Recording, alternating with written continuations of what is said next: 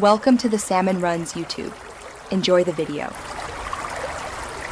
You start by verifying power sources because most shutdowns are power-related. First, inspect the charger, cable, and USB-C port for damage and loose pins. Replace if needed. Once done, test with a known good charger and a different outlet to isolate the issue.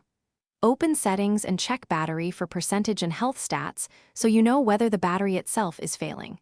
If the battery shows rapid drops or abnormal health, prepare for calibration or replacement as the next step.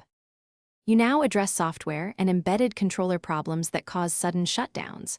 Start by updating Chrome OS from settings about Chrome OS. Updates fix kernel and driver bugs.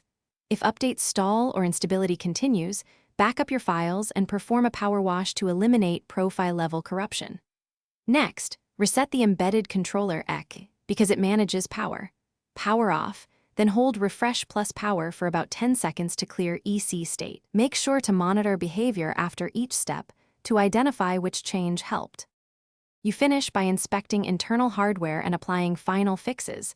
This is where issues reveal themselves. Carefully open the chassis and look for a swollen battery, disconnected cables, or visible damage.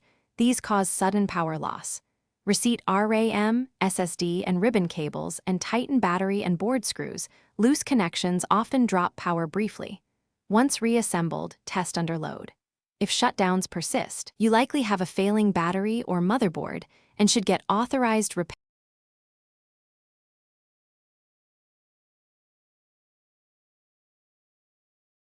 Thanks for watching. Consider subscribing if we helped you.